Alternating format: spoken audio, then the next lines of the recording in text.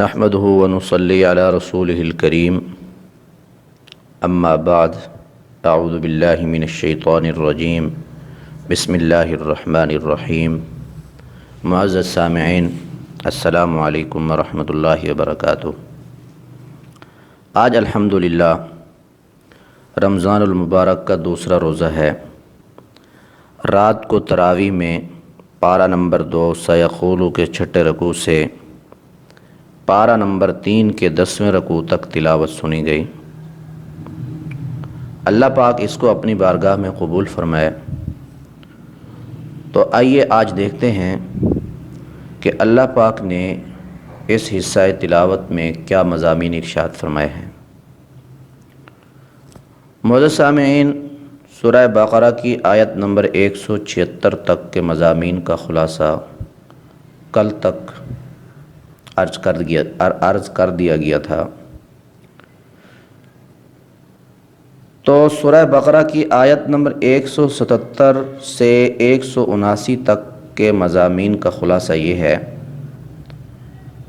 فرمایا کہ نیکی صرف ظاہری عبادت بندگی یا کسی خاص سمت کو قبلہ بنا لینے کا نام نہیں، اور نہ ہی شریعت کی ظاہری رسوم کو بجا لانے کو نیکی کہتے ہیں، بلکہ اسلام کے نزدیک نیکی عقیدہ و عمل، ایمان اور دل کی درستی سے پیدا ہوتی ہے۔ اسی حصہ میں اللہ پاک نے آگے مسلمانوں کو ایک حکم دیا ہے کہ مسلمانوں، ناحق قتل ہونے والوں کے بارے میں تم پر قصاص فرض کیا گیا ہے، جس میں تمہاری زندگی کا راز پوشیدہ ہے۔ آیت نمبر 185 اور 186 کا مضمون یہ ہے کہ قرآن مجید تمام بنی نوع انسان کے لیے ہدایت کا سرچشمہ اور حق و باطل کے درمیان واضح دلائل کے ذریعے فرق کرنے والی ایک روشنی ہے۔ اور آگے فرمایا کہ تم میں سے جو کوئی رمضان کے مہینے کو پائے اور روزہ رکھنے کی طاقت رکھتا ہو تو ضرور روزہ رکھے۔ جناب نبی کریم صلی اللہ علیہ وسلم کو خطاب ہے کہ اے نبی مہربان، جب میرے بندے میرے متعلق آپ سے پوچھیں تو آپ انہیں بتا دیں کہ میں ان کے قریب ہی ہوں، ہر پکارنے والے کی پکار سنتا اور اس کا جواب دیتا ہوں۔ آیت نمبر 190 سے لے کر 195 تک کا مضمون یہ ہے، مسلمانوں کو خطاب فرمایا، اے مسلمانوں، امن اور سلامتی کے علمدار بن کر حقیقی معنوں میں مسلمان بنو۔ اپنے نام کی لاج رکھو، زمین پر فتنہ اور فساد برپا کرنے والے اللہ اور اس کے رسول کے دشمنوں کے ساتھ ہر وقت لڑنے کے لیے تیار رہو۔ اور فرمایا کہ یاد رکھو، جہاد کے حکم سے کوئی شخص بھی مستثنیٰ نہیں، لہذا فتنے کے ازالے اور ہر شخص کو مذہبی آزادی مل جانے تک فتنہ برپا کرنے والوں سے لڑتے رہو۔ اور فرمایا کہ جب ملک و ملت اور دین حق کے لیے مالی قربانی کی ضرورت ہو تو دل کھول کر خرچ بھی کرو۔ آیت نمبر 200 سے لے کر 208 تک کا مضمون یہ ہے، بعض لوگ ایسے بھی ہیں جو اپنے اللہ سے صرف دنیاوی عیش و عشرت مانگا کرتے ہیں، تو ایسے لوگوں کے بارے میں فرمایا کہ ایسے لوگ آخرت کی نعمتوں سے محروم رہیں گے۔ میں کہ مسلمانوں، تم سب کے سب پوری طرح اسلام میں داخل ہو جاؤ۔ آمنوا ادخلوا فی السلم کافہ، نہ تو اپنی طرف سے غلط عقائد گھڑو، نہ سنی سنائی باتوں کی پیروی کرو، اسی میں تمہاری بھلائی ہے۔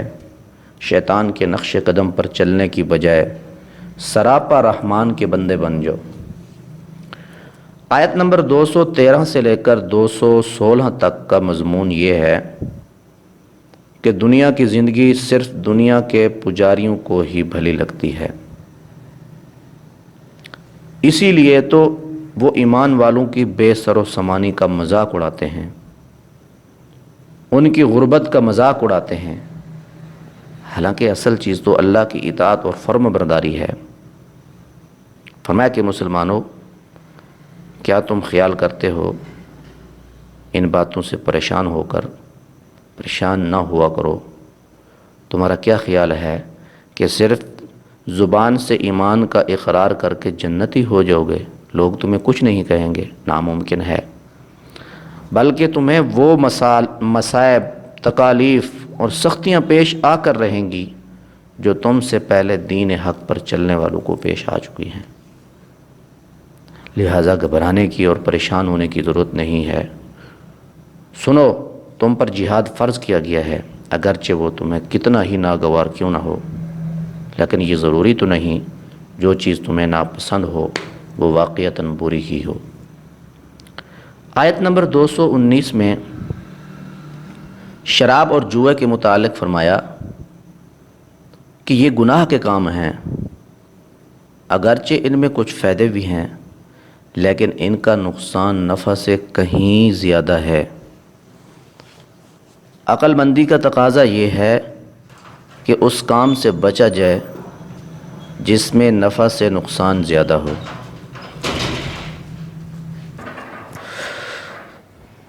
آیت نمبر 228 میں طلاق اور عدت کے احکام بیان کر کے فرمایا، جس طرح قاعدے اور دستور کے مطابق عورتوں پر مردوں کے حقوق ہیں، اسی طرح مردوں پر بھی عورتوں کے حقوق ہیں، وہ بھی آزاد نہیں ہیں۔ تاہم فرمایا کہ مردوں کو ان کی ذمہ داریوں کی وجہ سے عورتوں پر ایک طرح کی فضیلت اور برتری دی گئی ہے جس کا خیال رکھنا بہت ضروری ہے۔ آیت نمبر 231 سے لے کر 239 تک فرمایا کہ دیکھو، احکامات الہی کو مذاق نہ بناؤ اور نہ ہی اللہ تعالیٰ کے انعامات کو فراموش کرو، ان کو مت بھلاؤ۔ اللہ کے ان احکام کو یاد رکھو جو کتاب اور حکمت کی صورت میں تمہاری ہدایات کے لیے نازل کیے گئے ہیں۔ ہر حال میں اپنے اللہ سے ڈرتے رہو، وہ تمہارے ظاہری حالات سے بھی واقف ہے اور تمہاری نیتوں اور ارادوں کو بھی خوب جانتا ہے۔ اسی حصہ میں دودھ پلانے کے احکام کو ذکر فرمایا اور اس دوران فرمایا کہ اللہ تمہارے دلوں کی پوشیدہ کمزوریوں کو اچھی طرح جانتا ہے، لہٰذا ہر وقت اس سے ڈرتے رہو۔ اور آگے فرمایا اسی حصہ میں کہ اپنی نمازوں کو ان کے اوقات مقررہ پر ادا کرنے کی کوشش کرو، لیکن بالخصوص صلاۃ وسطیٰ یعنی عصر کی نماز کی تو مبالغہ کی حد تک حفاظت کرو۔ فرمایا کہ سنو، نماز کسی حالت میں بھی معاف نہیں ہے، زمانہ امن کا ہو، جنگ ہو، صیت ہو، بیماری ہو، تنگی ہو، آسانی ہو، نماز ہر حال میں پڑھنی پڑے گی۔ آیت نمبر 243 سے 247 تک کا مضمون یہ ہے، مسلمانوں کو خطاب فرمایا کہ مسلمانوں، اگر تم قومی زندگی اور عزت کے متلاشی ہو، متمنی ہو تو تاریخ سے عبرت حاصل کرو، ورنہ اللہ کے دشمنوں سے اس کی رضا اور خوشنودی حاصل کرنے کے لیے جنگ کرو۔ فرمایا کہ کوئی ہے جو اللہ کو اپنے مال میں سے قرض حسنہ دے اور اس کی راہ میں خرچ کرے تاکہ وہ اس کے مال کو برکت کے ذریعے کئی گنا زیادہ کر دے۔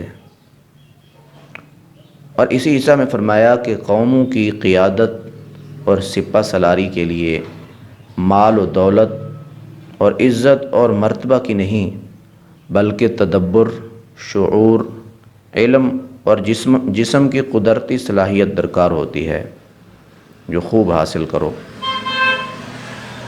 آیت نمبر 249 میں فرمایا کہ ماضی کی جو امتیں ہیں ان کی تاریخیں گواہ ہیں کہ کتنی ہی چھوٹی جماعتیں اللہ کے حکم سے بھاری لشکروں پر غالب آئی ہیں۔ اس لیے فرمایا کہ جنگوں میں فتح اور کامیابی کا دار و مدار لشکروں کی قلت اور کثرت پر نہیں، بلکہ عزم، ہمت، ایمان اور یقین پر ہوتا ہے۔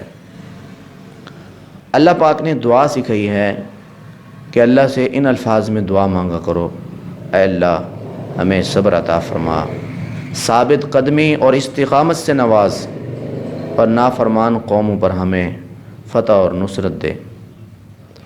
پارہ نمبر 3 شروع ہو جاتا ہے آگے، آیت نمبر 253 سے لے کر 260 تک اللہ پاک نے مسلمانوں کو ایک مرتبہ پھر خطاب فرمایا، ایمان والوں کو: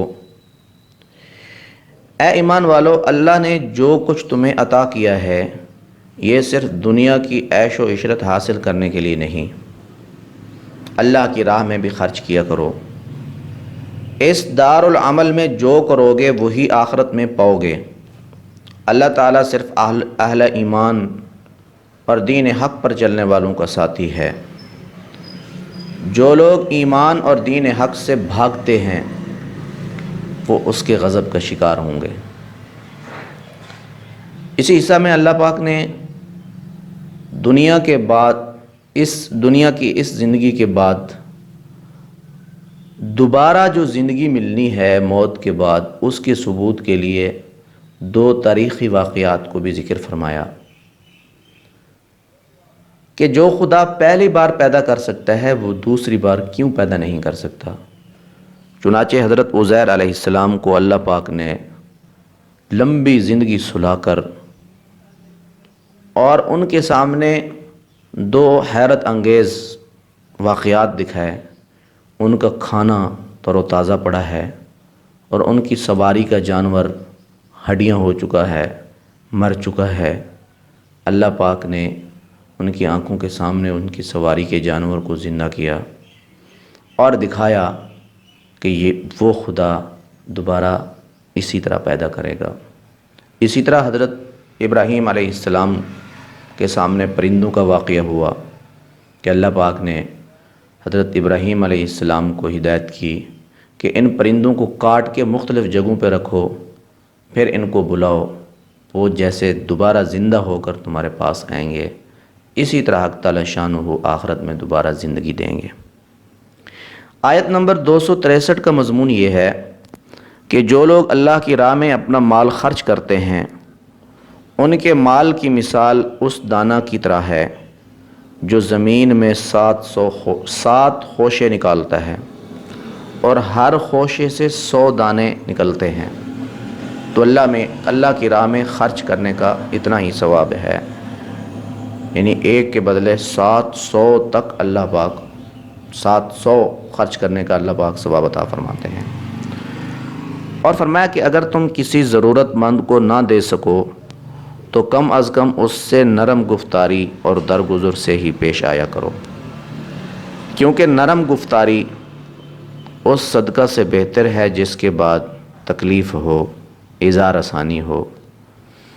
آیت نمبر 267 اور 268 میں ایمان والوں کو خطاب فرمایا کہ اپنے جائز اور حلال کی کمائی سے پاکیزہ چیزیں اللہ کی راہ میں خرچ کرو، اور ہاں دیکھو شیطان اور اس کی روحانی اولاد تمہیں تنگی سے ڈرا کر نیکی کی راہوں میں خرچ کرنے سے منع کرتے ہیں اور برے کاموں میں خوب خرچ کرواتے ہیں، لیکن جس کو حکمت اور دانش عطا کی گئی اس کو بہت بڑی دولت نصیب ہو گئی، جس کا تقاضا یہ ہے کہ اللہ کی راہ میں خرچ کرنا چاہیے۔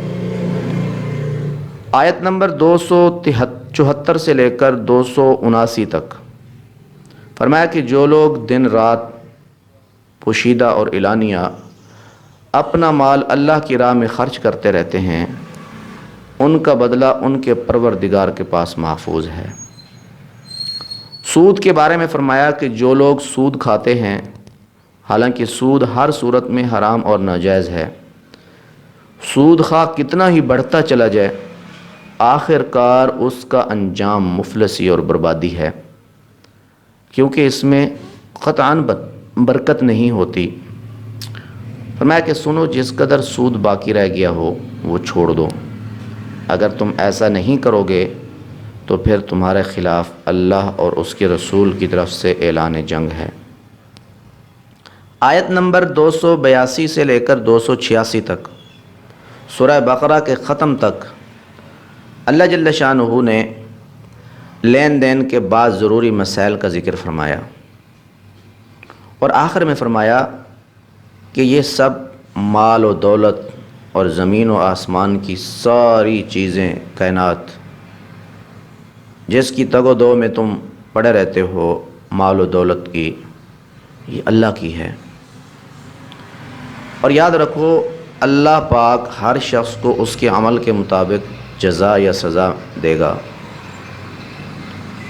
تو اللہ پاک نے آخر میں سکھایا کہ اللہ پاک سے ان الفاظ میں دعا کیا کرو، اے پروردگار، اگر ہم سے خطا کا ارتکاب ہو جائے تو ہمارا مواخذہ نہ کرنا، اور ہم پر اتنا بوجھ نہ ڈالنا جس کے برداشت میں ہم کمزوروں میں طاقت نہ ہو۔ ہماری خطاؤں سے درگزر فرما، اور منکرین نے حق کے منصوبوں کے مقابلے میں ہماری مدد فرما۔ سورہ بقرہ ختم ہو جاتی ہے، آگے سورہ آل عمران شروع ہوتی ہے۔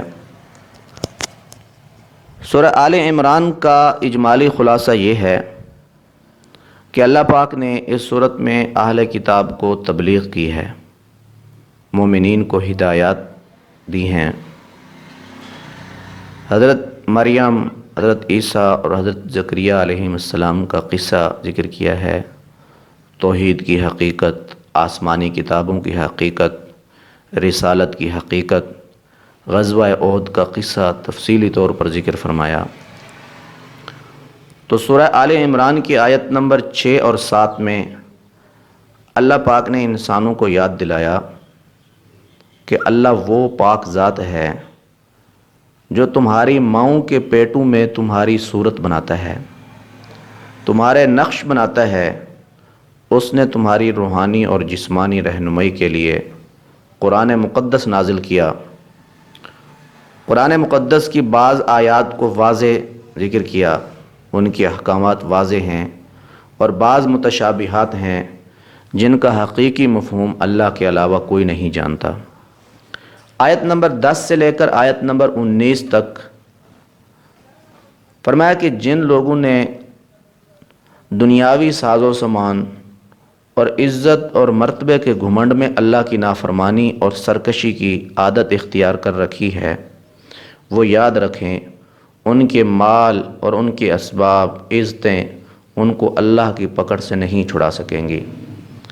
اللہ کے نزدیک اصل دین صرف اسلام ہی ہے، لہٰذا تم اسلام اختیار کرو۔ اللہ کے نافرمان مت بنو، اللہ کے فرما بردار بن کر اپنے آپ کو اسلام کے سانچے میں ڈھال لو۔ یہود و نصارہ کی طرح اس میں اختلاف نہ کرو، ورنہ گروہ بندیوں کا شکار ہو جاؤ گے۔ آپس میں اتحاد اور اتفاق ختم ہو جائے گا۔ تو یہ تھا آج کی تراویح کی تلاوت کے مضامین کا خلاصہ۔ اللہ پاک ہم سب کو سمجھنے کی توفیق عطا فرمائے۔ وآخر دعوانا ان الحمد للہ رب العالمین۔